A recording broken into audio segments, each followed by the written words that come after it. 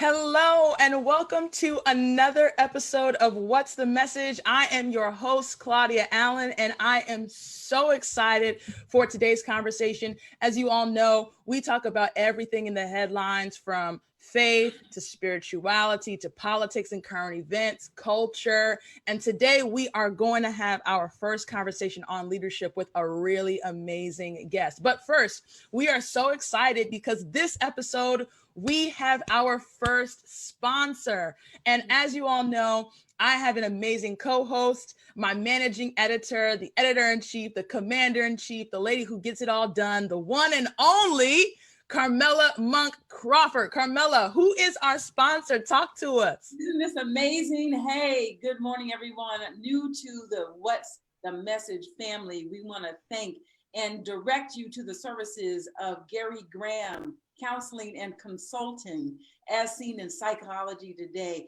Gary Graham offers a myriad of services, and y'all need to go check him out and get right, if you know what I mean. Go to him for depression, anxiety, pornography, video game addiction, anger management, oppositional defiance. You have children in your home who are going through some things, substance abuse, contact tracing for COVID, and COVID counseling and consulting for your church and all other social environments, bodies such as schools and churches. So Gary Graham at AOL.com. We got to talk to him about getting off of AOL first.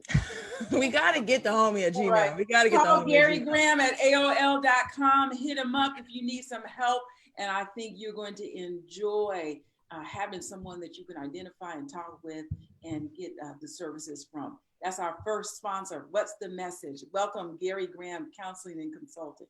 Man, thank you so much. Thank you so much, Gary Graham, Counseling and Consulting. And thank you for that sponsor ad, Carmela.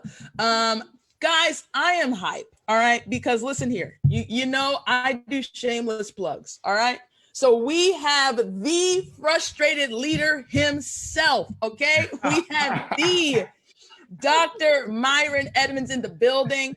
In his book, he has a phenomenal quote where he says, leaders are thermostats, not thermometers. Leaders don't reflect the temperature, they set the temperature. And Dr. Myron Edmonds is a second generation pastor. He is a community activist and a leadership consultant in the Edmonds family. Dr. Edmonds' day job is that of being the proud pastor of the historic Grace Community Seventh-day Adventist Church, formerly known as Glenville Seventh-day Adventist Church, and his pastoral career has spanned 18 years.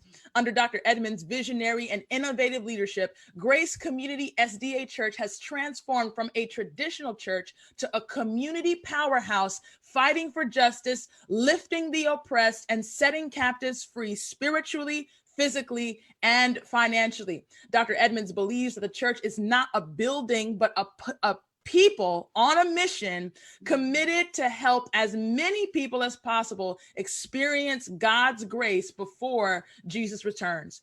In 2012, God gave him a vision to buy a former Kmart building in Euclid, Ohio, and built a 7-day-a-week multi-ministry complex that houses several community outreach ministries for families, as well as a 9 to 12 leadership and technology high school purposed to help stop the school to prison pipeline. He believes if you build a school, you can close a prison. As a result of this initiative, Grace Community broke ground on this state-of-the-art in November of 2018. I'm telling you, we have had so many conversations on this podcast about social justice, about community work, and Dr. Edmonds is doing that work on the daily. Something like this literally gets in between that digital divide that we talked about as well on previous episodes. And that is practical steps, right? Turning our Seventh-day Adventist churches into 7-day-a-week churches. I love that. Pastor Edmonds is regarded as one of the most fearless, transparent leaders of this generation. He is a highly sought after speaker who travels the world, helping to revitalize dying churches, develop leaders, and strengthen families. He has a master's in divinity and a doctorate of ministry degree from Andrews Theological Seminary with a concentration in family ministries and discipleship. His dissertation focuses on how to move marginalized Black males to spiritual leaders in the home and in the community.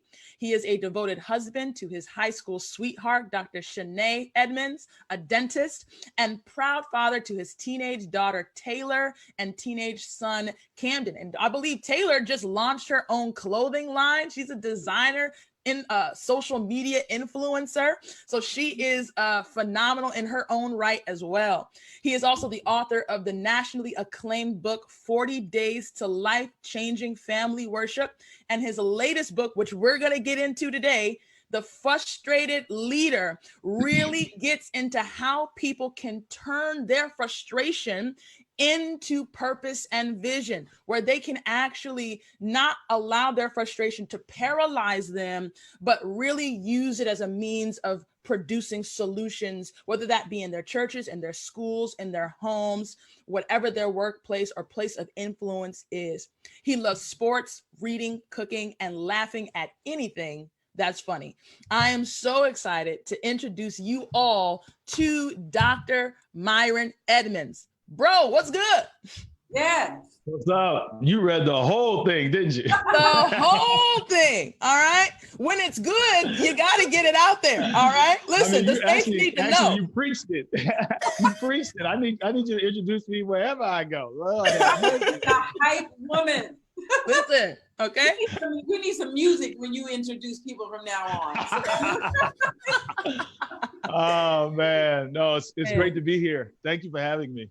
No problem, yo, no problem. So when I think about the frustrated leader, I really the first thought that came to my mind was, what caused you to write this book? Like, what was the impetus? What cave were you in? What frustrated you that made you go, I got to get this off my chest? Hey, listen, you know what? And pastoring can put you in a cave. I'll tell you that. But honestly, yeah, I mean, it's funny. You said here's the frustrated leader. Like people are starting to call me the frustrated leader now. It's kind of funny. But yeah, no, just working for the church. And listen, I say this with all love for the church. Sure. I am second generation church worker. My mom taught at Pine Forge. My mom taught at Oakwood. My mom worked at the General Conference in legal and Adventist risk management. You don't get no more Adventist than that. Oh, wow, yeah. So on her side, I'm fourth generation. On my dad's side, he's a first generation Adventist. That's why he's so radical. And he was an Adventist pastor. So I mean, I obviously love the church, but this is, be honest, when you are doing ministry, it's frustrating. So yes, this came from years. You said 18, but it's been 20. It's 2020, right? Yes, 20 years this year that I've been pastoring. And it's ministry in general is frustrating. I could talk more about what is frustrating about it, but yes, it can absolutely be frustrating, and that should not be seen as being negative. That's just the truth. It is.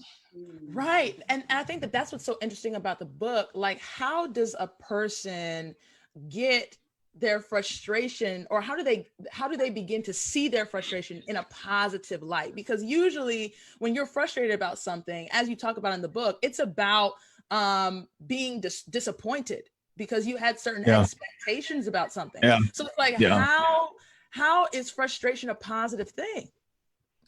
Yeah. So, I think it's critical for people to understand what's actually happening when they're frustrated. As you explained, all of us get frustrated, and everybody gets frustrated about something. Matter of fact, most of us, if you're a visionary kind of person or a go-getter, you probably get frustrated. If you want to change the world, you probably get frustrated several hundred times a day. But in all realness, I think that frustration should not be seen either as evil or good, but frustration is just simply energy. That's all it is. It's just energy, and it can be leveraged in one direction or the other. I'm particularly talking to leaders in this book, and honestly, my personal story is I think I started, and I think a lot of people can relate to this who are in ministry. I started becoming jaded. And you can almost hear your conversation change, right? So you start off, and this can apply to anything, not just ministry, but some of you experience this, especially when you work for the church or whatever, literally whatever you can do. So you start off very optimistic. You start off feeling like you're going to change the world. You start off thankful. You start off grateful.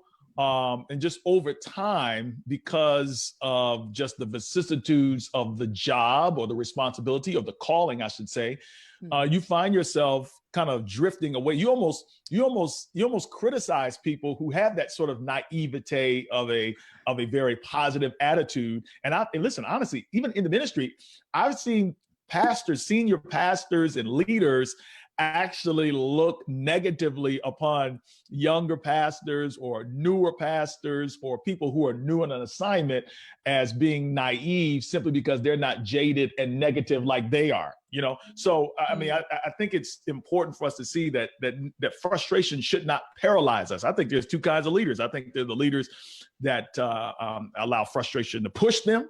And I think there are leaders that allow frustration to paralyze them. But I think it's critical that everybody understands that frustration is not something to be avoided, right? It's not sinful. It's not evil. It's just a feeling. And you need to leverage that feeling to be able to accomplish your vision. And I'll just say this and shut up. Like every boss of a leader that I know of, that you know of, I'd even say the two of you that are sitting here right now in this interview, like, y'all are doing what you're doing. People that are making moves in the streets, they generally have this great vision that they want to accomplish, and that vision was born out of frustration. And so most of the time, the vision that God gives us is a solution to a frustration problem that we have. And so we shouldn't be trying to avoid it. We should be simply just trying to leverage it. That's really good. So in essence, you're basically saying that if we actually took the time to really reflect on our frustrations, then we would be able to rechannel that energy to figuring out what is the solution that maybe God has called me to produce to actually resolve this frustration. Because if I've got this frustration, there's a potential chance that maybe somebody else has this frustration as well. Oh, absolutely. I think that now I'm specifically talking to leaders here, right?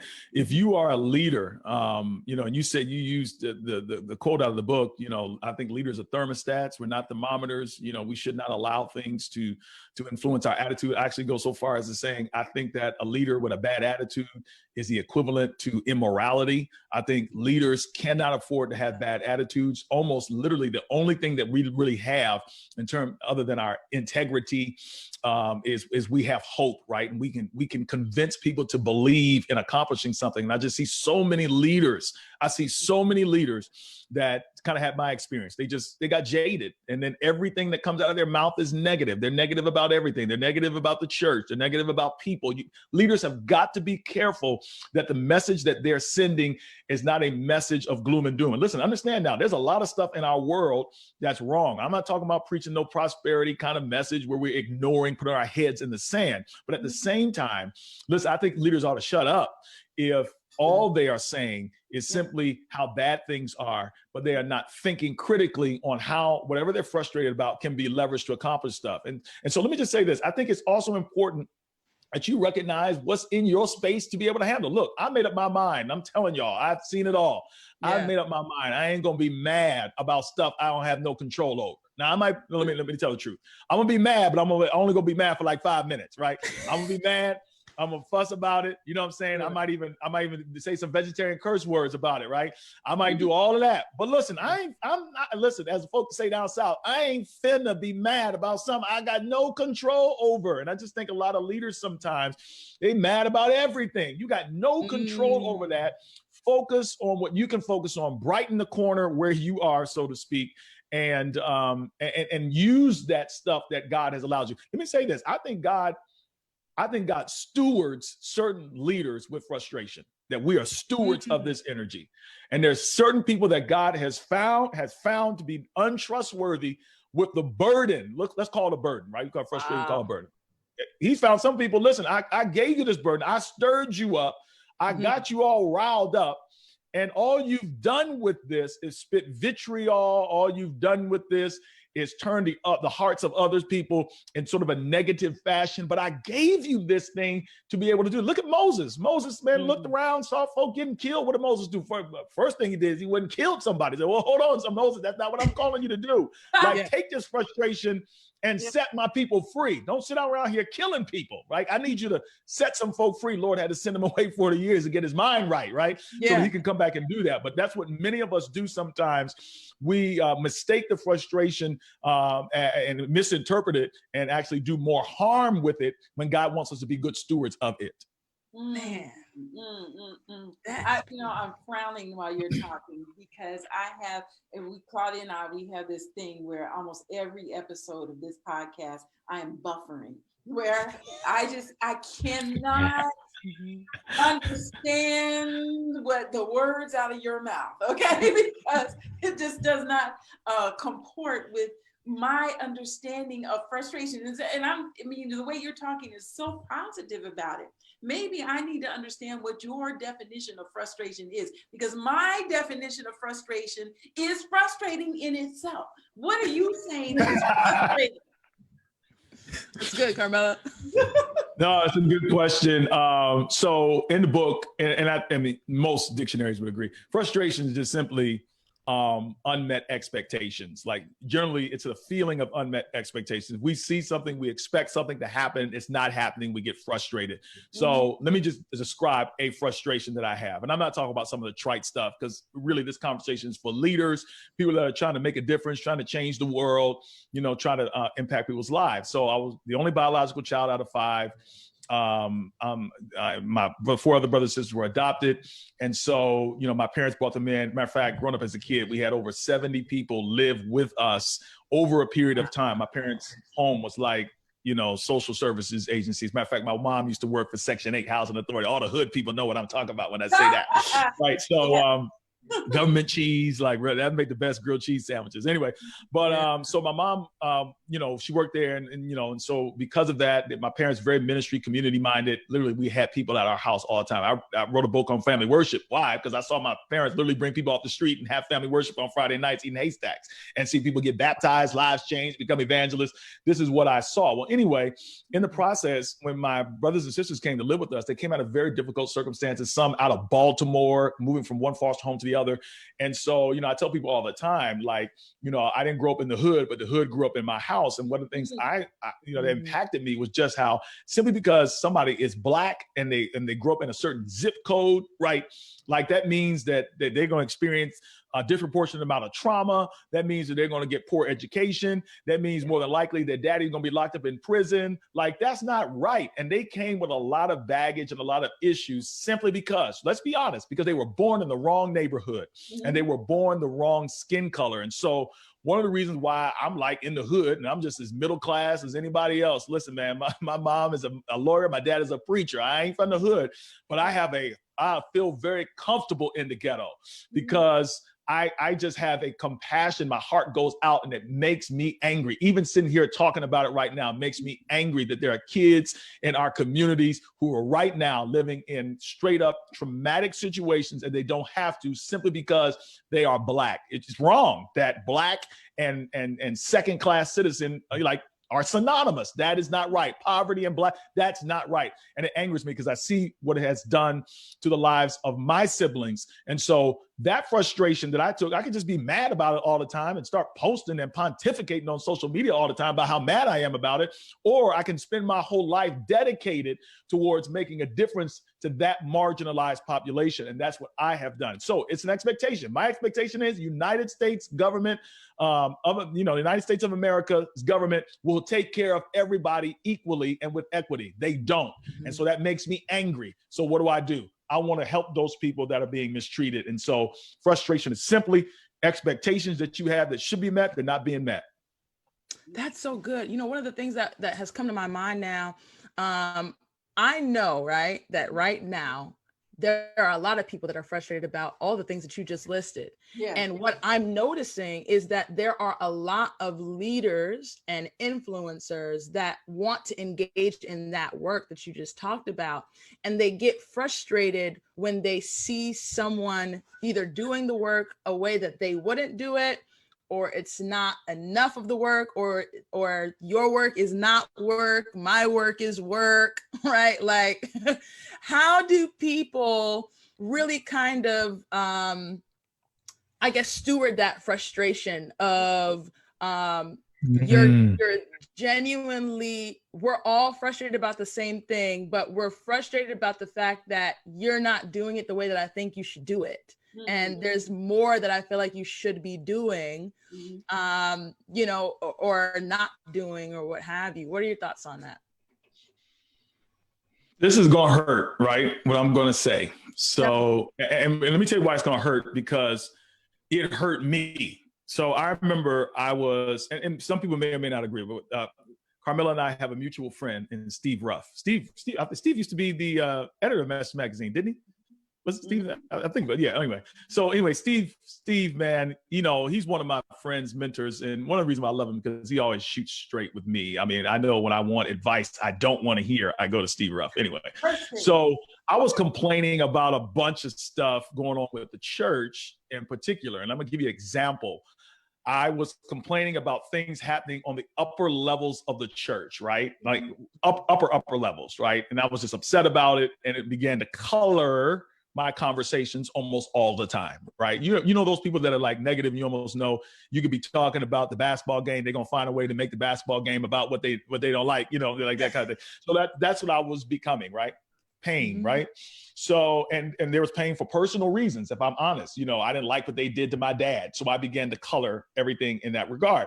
And mm-hmm. so Ruff said to me, he said, "Listen, do you have access?" Mm-hmm.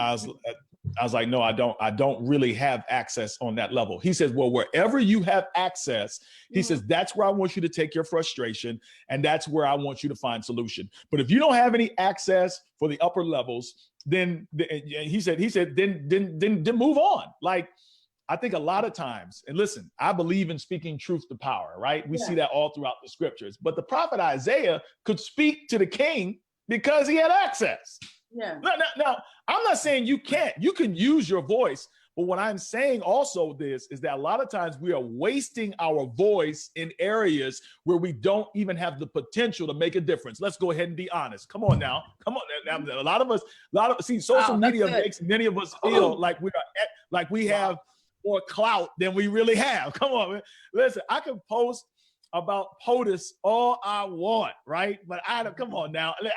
My posts on social media ain't gonna influence a thing he doing. Come on, even if I had access, it may not influence anything he's doing.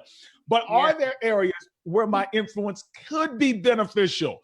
Do I live in a local community? Do I have a local church where the issues are similar, that I can leverage my power? I think there are so many people out here right now whom the enemy has deceived into speaking truth to power. And they have power that they can utilize, but they are wasting it in areas they don't have access. Okay. Mercy. I mean, I just feel like, listen, right in the corner where you are. Mm-hmm. And understand what I'm saying here. I'm saying God put some people in positions where their access is to speak to this issue, is to speak to that issue. And I'm not just talking about randomly say whatever you want, but I'm talking about your energy, your frustration. Like are you wasting your capacity and your energy on something that you could be redirecting it on, that you actually were called to do? You know what I'm saying? So anyway, that's my 2 cents. So by the way, let me just say this. That's why I kind of, listen, don't get me wrong. Now, listen, you talking to the, I have learned how to be more responsible with social media, because I literally do not think, I'm an emotional person. Listen, I literally post, and my wife and people on my leadership squad, they're like, yo, you need like, so it's in me to speak up, to say stuff, to go there. But I actually realized, like, dude, what are you doing? Like, what benefit is this, right? Mm-hmm. I called you to Euclid, Ohio. You better be using this same kind of energy that you use on your platform to leverage some of the changes that need to happen in this city, where we have literally 2% of some precincts where the voting, where majority of people are registered to vote, but only 2% actually vote. So talk about social justice on your page, but bro, what are you doing in the neighborhood that you have assigned to you to? Do you understand what I'm saying? Yeah. Yeah. Okay. My head is going all over the place. You know what? I had a weird just flashback of that scene from Enter the Dragon. I always say this is so inspirational to me. You remember? Oh man, that's a good movie. When Bruce Lee, you know, the walls are coming in on him and he has nowhere to go. What does he do? He's not fighting them. He just sits down and waits. You know what I mean? Sometimes it's like when you're frustrated, the counterintuitive is not just always to fight and claw your way out, is what I'm hearing you say, is to channel that energy in a way that is going to be effective. So I want to know something about the frustration that you're talking about. What is it? Because you talk in the book about the theology of frustration. And I'm going to be frank with you. When I look at the story of Moses, I feel sorry for the brother because it is perfectly reasonable, in my estimation, to break out a stick and hit all the rocks. Okay? I'm just saying. But, you know, okay. We have been taught, you know, upon further reflection, we know that the rock represented Jesus, and we know that, you know, he had to hit all he had to do is speak because God wants to pour out his blessings to us. But the human side of me, which is all of the sides of me, understands frustration. So talk to me, why do you know, how do you know that your frustration is a tool in the hand of God and not a tool in the hand of Satan? Listen, it's a thin line, ain't it? Oh, but let me say this even about Moses. Moses, a human being. Listen, I love that story. And you're right. Near one of us, there's only one Moses that has ever lived. You know what I'm saying? Some of us think we're spiritual until we read about these folks in the Bible. Moses loved those people at the end of the day. And one of the things that you'll see as a leader is that, your frustration is going to break out every now and then. But at the end of the day, if we look at the bigger picture, what that says to me is, yes, Moses was human. Moses should not have done that. But Moses loved those people, man. He really wanted those people, man, to get their acts together and to grow and to develop. And a lot of times we're going to have those foibles, you know, the slippage of judgment. But at least I know that Moses' heart, you know, he kind of stole God's glory. But man, at the end, he was frustrated with the people. That happens. And I don't want to give anybody the impression that, you know, you're going to manage your frustration perfectly throughout your experience. I just want you to leverage your frustration in the right direction. Let's give it an even better example. Nehemiah finds out that the people, you know, they don't got no walls. They being harassed by the pagans and blah, blah, blah, blah, blah. He hears about it and watch this. Nehemiah doesn't even have access. He has no access. He's with the king. He's in Persia somewhere. His friends come and tell him about everything that's going on. And notice what this dude does. The word of God says, you got to look at it carefully. The word of God says the dude waited like 5 months. He took 5 months to pray and fast. He took 5 months to pray and fast, essentially asking God, do you want me to do something about it? Because if not, I ain't going to be mad. I'm just going to shut up and I'm going to mind my business. Do you want me to do something about it? Of course, we know the end of the story. After those 5 months were up of praying about his frustration, the Lord was like, you need to ask the king, you know, to help you out. And of course, listen, man, when the Lord give you the green light, that's when frustration turns into vision. Listen, frustration it's the raw materials. It's the foundation of every vision. I believe vision is always a solution to a problem. It's what could be, right? It's a preferred future, right? But it has to start somewhere. It generally starts negative. Listen, man, because he gave that thing to the Lord in prayer, he processed it properly. Lord was able to work. Let me just say a few things real quick. Here are questions that I ask. Somebody need to know. Here's questions I ask when I get frustration. Why am I frustrated? Like, really, I mean, why are you mad, dude? No, for real, wrestle with your frustration. Do some introspection. Second question is it in my control? The third question I ask is it my assignment? Like, is this something I'm supposed to be doing? And then I ask, what's the win, right? If we fix this thing, what's the win, right? Is this about me? It's about my reputation, or is this really about others? How much time am I spending on this win, right? Some people frustrated about stuff, and, you know, they ranting and raving about it. Do nothing. Listen, be quiet. You have done nothing. You have made no physical investment in this. You ought to be quiet. Number 6, am I sharing my frustration? This is key. Am I sharing my frustration with the right people? This is what I had to learn.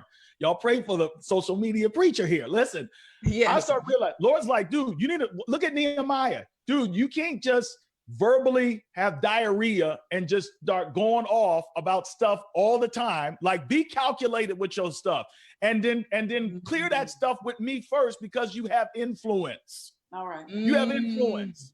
And your influence is, listen, man, oh man, the stewardship of influence. God help us. Lord's like, you got influence. You a hope dealer. What are you doing? Like, come on, where are you coming from? And are you sharing this with the right people? A lot of times, many of us share our frustrations with the wrong people. We got the wrong people around us, and they don't know how to, turn us in the right direction. And last, I asked, am I being courageous? Because listen, the frustration oftentimes will call you to be courageous.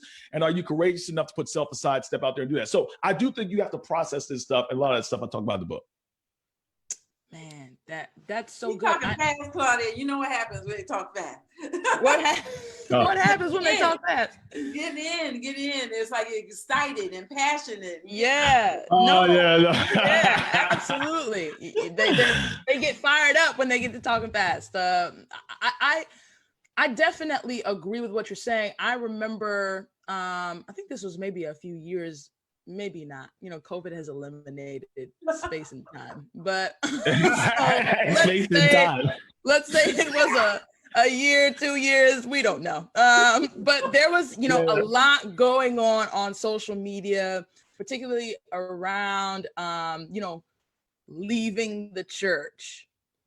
I can't remember what the impetus was, but I feel like I remember a lot of us were on social media. We were all talking, and some people were just like, yo, I'm out. And other people were like, yo, I'm in. And I distinctly remember Myron Edmonds got on his live, which he does, daily, consistently? I don't know. But basically, what you were saying was kind of this. And I think this was even before you finished the book. You may have been writing it at the time, though. And basically what you were saying was that we kind of need to use this energy not to cause us to leave the church in frustration, but instead to figure out how we can reform the church.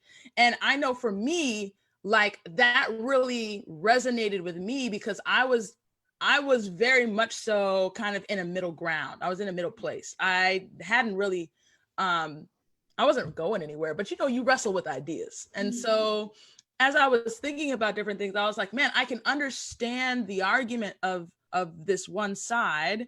But then at the same time, I also felt like if all of the frustrated people leave an organization, like, let's just make it general. If all the frustrated people in an organization or in a church or a community leave, then what happens to that entity, right? Like, it appears as though the frustrated people are the only people that have the desire to see something different. And so if all the frustrated people leave, then the very changes that we're saying we want seen within the organization or the family or the community or the institution never occur. They never come to fruition. And I think that was, one of the things that, like, this isn't even a question. I'm trying to figure out how I'm going to answer this as a question, but I'm just saying this to say that this was a great point that you made, and I liked it. Okay, and basically, yeah, there's a strong part of me that truly feels like, just like you talk about in the book, that the frustrated people are the change agents. The frustrated people are the people that come up with the solutions, because we're the ones that are bothered. And so if all the bothered people say, I'm bothered, I'm out, then, maybe that goes back to, the other point that you make in the book, that, maybe you just aren't a leader. Maybe you're, you're just a complainer. Like, yeah. I mean, you got to have both, right? You got to have both. I mean, yeah. And let me just make that distinction. Listen, everybody gets frustrated, but not everybody is called to do something about it. Martin Luther King, I talk about him early on in the book. By the way, it's so funny how everybody is romanticizing Martin Luther King. It's just so many people quoting him. It's just like an abomination. Anyway, you know what I mean when I say what I say, right? But anyway, it's so. But Martin Luther King, he relays a story about how he was a student and he was made to have to stand up on a bus trip for 90 minutes, and that's kind of what stirred him up. Now look at this. I'm sure he didn't like the current state of Black people before that. I mean, at this time, he's a college. I think he was in university. May have been in his last year of high school. But anyway, there was a point where he just said, enough is enough. And was at that point that he took his frustration and said, I want to do something about it, and dedicated his life to it. Everybody's not called to do something about the frustrations. And there is a certain select group of people, and I'm mainly writing this book to visionary leaders. These are people that feel that God has called them to do something about it. You need a bunch of people complaining, because if you don't have those complaining people, then you have no need to pray and you have nobody to lead, right? So, I mean, there's a large group of people who don't know how to figure out all that's going on. I'm not talking to you, right?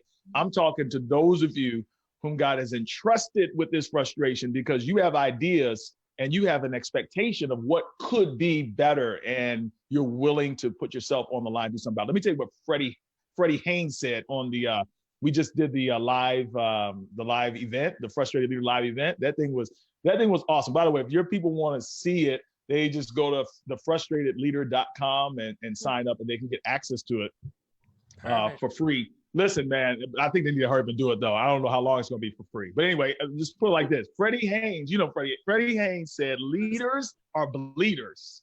Oh, my goodness. He was just like, there's so many people that get in leadership and they're expecting that they're not going to be harassed, mistreated, like that everybody's supposed to respect them, like that they're supposed to get no pushback.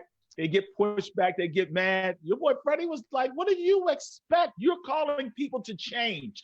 If you're a leader, that means you're leading them, Carmela, through change, right? You're leading them through change. Do you think people want to change? Like, are you expecting people to congratulate you and affirm you because you are bringing about change? What is wrong with you? If you are a leader, then you are a bleeder. And you need to put your big boy or your big girl pants on, man up, woman up, and handle your business and take this by the horns and run with it. That blessed me. I was just like, what am I? Ellen White talks about Christ in like A Desire of Ages, and she says, man, that Christ was neither elated by people's applause, nor was he debilitated or depressed by people's censure. Like, he just like, I ain't tripping because I know why I'm here. I know that my ministry is going to make you mad. I know I've been called to shake things up, to bring the sword. Like, I know that the kingdom suffering violence and the violence, but I know that. So I'm not about to be tripping because you're getting on my nerves. Now, we do know this, that it did get to him sometimes, right?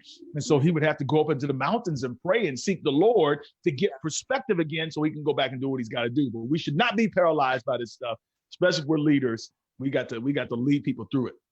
It's funny. Like I feel like, how you mentioned Steve Ruff, and I had the same conversations with him, frustrating conversations where he tells you to get back. He's our former editor of Message Magazine, tells you to get back in the fight. What are you doing? Where are you going? No, get in it. And now I know that I cannot talk to you either, because we have to do with our frustration. First of all, so this is the last conversation. No, let me ask you, Myron Edmonds, three things in the book.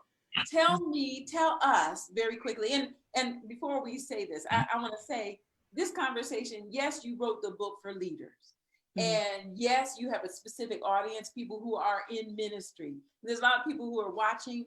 I'm not a minister, Claudia is not a minister, but I see a lot of value in what you are saying. Ministers in the larger sense. If people, you too, not pastors. This is for not pastors, but we see a lot of value in it. So I want to know quickly the three, and you talk about in the book, the frustration that's coming from people, right? Frustration that's coming from within, and the frustration that you're dealing with God. And you're like Job, and God, come on. So talk to me, what is that conversation like for each one of those audiences when you're frustrated? So you have the frustration from within, and the frustration from without, and the frustration from above. I think that's what you're referring to. So obviously the first frustration that many of us wrestle with is we're frustrated with ourselves. Look, now let's talk about that. Here's a Steve Ruff line. I have a lot of Steve Ruff lines. He says, Major baby, come on. We expect major. What am I trying to say? So he'll say, we expect more out of others than we expect out of ourselves. Mm-hmm. And listen, especially I'm talking about social media cancel culture. One of the things I have noticed is that, man, we have such a strong word of rebuke for other people, but I want to know, are we applying that same level of rebuke and frustration for our own selves? Honestly, let's be honest. To me, the biggest person in my way is not white supremacy. Honestly, the biggest thing in my way is not the impotence of the institutional construct called the Seventh-day Adventist Church. That's honestly, if I'm honest. Now I'm talking about in my secret place when I come before the Lord, right? If I'm honest, the real frustration is me. It's your boy right here. Now I ain't gonna say them frustrations ain't in a close second and third, right? But if I'm honest, man, I'm frustrated with me and my stuff. I got stuff. I got issues. I could cancel myself right now if I had a good. My God could cancel me if he wanted to. I mean, but for real. Yeah. Then the other one is the frustration from without. That's the low-hanging fruit. The low-hanging fruit is to see what everybody else is doing to cause us frustration, right? And it's true, they do. Let's be honest. There's some people out there that the devil has assigned to drive you crazy, period. Yes. Let's call it what it is. They're being used by the devil to try to take you out. And so, listen, they put, no. Okay. Sorry, go put ahead. you on your knees, right? And then, but what I like to say is then the frustration that's above, right? So let's be honest. Some of us mad with God because God can fix a lot of the stuff that we mad about, and he won't. And so you really have to wrestle with the Lord on a lot of this stuff. And sometimes the Lord, one of the most frustrating things that God has told me to do is to shut up or to wait or to leave it alone or to walk away or to go pursue it, to do it. And you feel like you're not equipped or you have the capacity to do it. So anyway, yeah, I think those things are important for us to reflect on as we're trying to process this stuff. Man, no, that's good, man. I really resonate with that myself because, I agree. I think all of us can agree on here that, we can find frustrating things outside of us, frustrating things that we talk about with God. But I think that, that frustration within really tapped me when you were talking about, the real problem is you lack motivation, you procrastinate, and you don't have no systems in place. I was like, Myron, get out my house, okay? And that's so true. Like in this season, I know like God has really been tapping on me, and I've been, really working on that, trying to create systems in my space because, when a lot of people are asking for a lot from you, you have to have systems in place in order to meet those deadlines and those demands. And a lot of times we're not willing to do that hard work of setting. It's been taking a lot out of me to really sit down and say, Claudia, how do you operate? How much time do you need to do this? How much time you need to do that? Do this here, put this here. Like to really kind of build a system around production and productivity is work. And we don't like to do that work.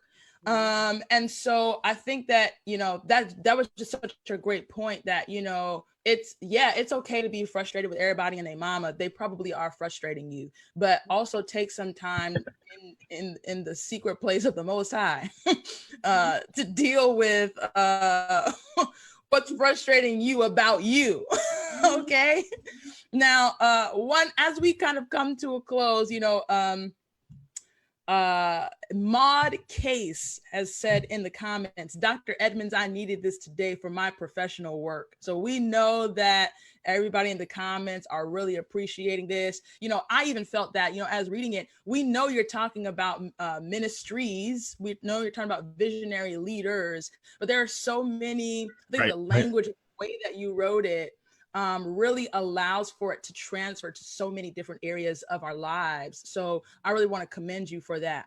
But we have this thing that we call the hope in the headlines. And every single week we try to find the hope in the headlines. And so I always end with the question, where is the hope in this for you? And one of the things I love that you were talking about in the book was the science of hope in the chapter, you know, with like Candy Crush and Fortnite. And I used to play video games myself. And so you know that when you play video games, they set this thing up for you to believe that you can do it. And I am a Mario fan, okay? Mario Super Mario Brothers, Nintendo 64. Like, I don't know how many times my brother and I got to the lava level and died. Okay, you know what I'm saying? Like, let's keep it 1,000. I don't know how many times I got to some levels that we could not pass, and that joint will send you all the way back to the beginning, and then you start the game over again. You know, doing the things, trying to get back to that same level that you couldn't beat. And so it speaks to that science of hope that you're talking about, in the sense that we press on, we persist, we keep going because we truly have a hope, a belief that we can, you know, really beat this thing, this game, or this what have you. And so for you, what is the hope for a leader who might find themselves in a frustrating situation? Yeah, simple. God, man. Listen, we got God. And you know, when I say the book was written for ministry, I'm mainly saying it was written for believers. People that actually believe that there is a God, right? I believe, man, that hope maketh not ashamed, that there actually are promises from God that we can depend on, that he's going to do some stuff. Now, honestly, I know it may not be the answer some people have. It's not deep, but it is what it is. Look, man, the Lord has shown himself to be so mighty in my behalf. And all I got to do is just look back. I can look and see what he's done in the lives of others. I can see people that have gone on before. You know, one of the things that frustrates me is people who complain about the political system, but they don't vote. Like, okay, so I'm trying not to get mad right now. Like, you're not going to vote, but you ought to have several thousand seats and be quiet. You can say nothing because you have not even voted. Like, you won't even do that. But, you know, it's almost like with voting. Why do I, by the way, I'll say this, there's a reason why they vote, right? And there's a reason why they're trying to suppress the vote. If it didn't matter, they wouldn't be trying to suppress it, and they wouldn't be voting themselves. This process actually does make a difference if you work it. Absolutely. But I just really honestly feel like that God has some stuff he wants to do. And if I get in his way, right, I could like mess it up with my attitude. Or I could be like Nehemiah and I can build some walls without contractors, without general contractors or architects. He did it in 52 days with a bunch of nobodies, right? How did that happen? Not one, there's not even hardly any mention of the name God in the book of Nehemiah, but we see his hand all in it, right? So I just honestly believe that if God calls me to something, then God's going to see me through that thing. If he called me to it. Now, if you ain't called to it, then you're going to be real mad the whole time. And that's why I tell people all the time, don't go nowhere that God didn't tell you to go. Don't call any assignments on your own. Like, if God calls you to do something, it's going to work out. It will. Man, yo, that's so good. Thank you so much for that. I want to give you the opportunity. I'm glad you mentioned the conference. You know, how can people follow you? How can people support your ministry? And mention one more time how we can watch the highlight reel of what went down, you know, in that amazing, the Frustrated Leader Conference. Sure. It's Myron Live, ITSMYRON. Live is my handle for all my social media, Facebook, Instagram, LinkedIn. What else is there? Twitter, even TikTok. I'm on TikTok now. Y'all don't sleep on TikTok, man. There's ministry on TikTok. You can leverage that thing. You can leverage that thing. Still, trust me, you can leverage that thing. I'm sleeping, Myron. Okay. Sleeping. Night. Okay. Right. Go ahead. All right. Hey, that's what everybody said about Instagram. That's true. Yeah, or my website. You go to my website, myronedmonds.com, and you can find me there. Let me say something to y'all. Y'all need to go and get what's her name? Tamika Hart Wigginton. Like, if y'all don't know, this Adventist sister is bad. She ran for office in Memphis. Y'all need to get her on your show. She was at the Frustrated Leader Live event. I had no idea who she was. Kimon Hines told me about her. This sister is powerful. Oh, She yeah. is a bad girl. Give Y'all me know her? that. No, I'm saying, Oh, yeah, I no. want her on the show. Put me on. Oh, Okay. man. Yeah. Y'all need to holler at her. And then I also just need to shout out this young man, Stevie Valles. His dad is a pastor. I think, Carmela, you know his dad, the Valles, and Okay. and all them. Yeah, listen. So Stevie is the executive director for Chicago Votes. This brother, Huffington Post covered him. This brother went into Cook County jail system and set it up as a voting precinct. Oh man, this dude is phenomenal, man. So they were really just talking about how to take your frustration and how to actually do something with it that makes actionable change. So yeah, that's where you can find me, MyronEdmonds.com, and then all on social. Awesome. That is so good, man. Carmela, let the people know we sponsored we sponsored, y'all. Who sponsored this awesome episode? Somebody threw their support in the ring for What's the Message. And we're so grateful today for our sponsor for this hour, this wonderful hour, talking about the frustrated leader with Dr. Myron Edmonds, sponsored today by Gary Graham, Counseling and Consulting. As seen in Psychology Today, Gary Graham offers a variety of services for mental health, public health, and expert analysis, including, the list was so long I couldn't even get through it before you all. Epidemiology, church reopening, research, COVID-19, incident monitoring, prevalence monitoring, grief and vocational counseling. You got to get to Gary Graham at AOL.com. Call him up, 718-514-0951.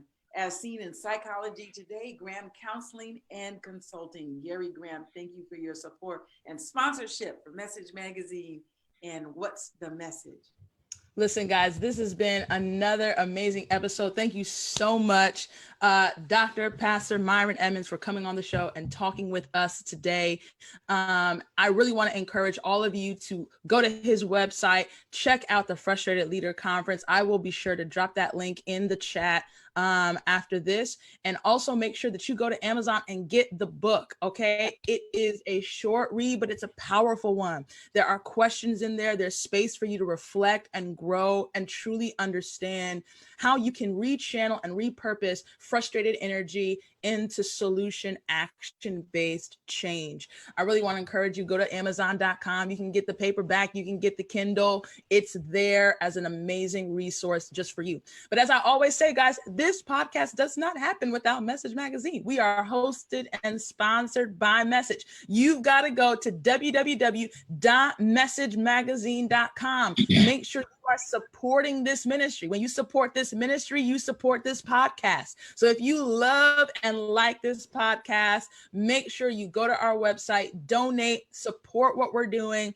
You can get our bi-monthly print magazine by subscribing on our website. We've got amazing and another amazing issue coming up. Carmela has fantastic stories and articles lined up in there, resources, recipes. I mean, I'm telling you, there is stuff that we don't put out on social media because we leave it for the print. And if you want to see the epic stuff that's in the print, you got to get the print. I'm not going to put it on the Instagram. So you got to make sure, okay, that you sign up, get the print issue today. All right. Visit our website at www.messagemagazine.com. You can get Bible studies, you can get tracks, and you can make sure that you are signed up for our newsletter to get updates on everything that we're doing.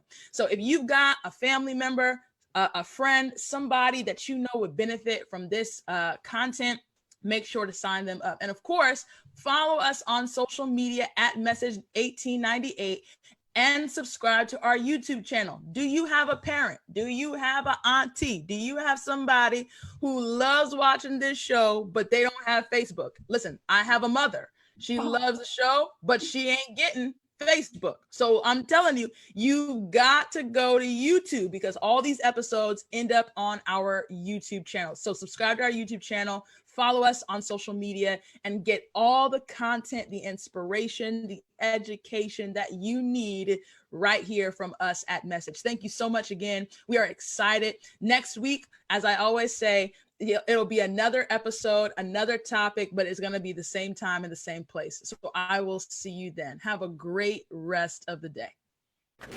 Claudia, I think the one other thing that we have to remember, our behavior is definitely influenced or impacted by, I'm a seventh day Adventist, and we know that we're excited that with the powers of Zoom and the like, we can still the eating of certain animals. Headlines. I am your host, Claudia Allen. This is my chief executive. Right.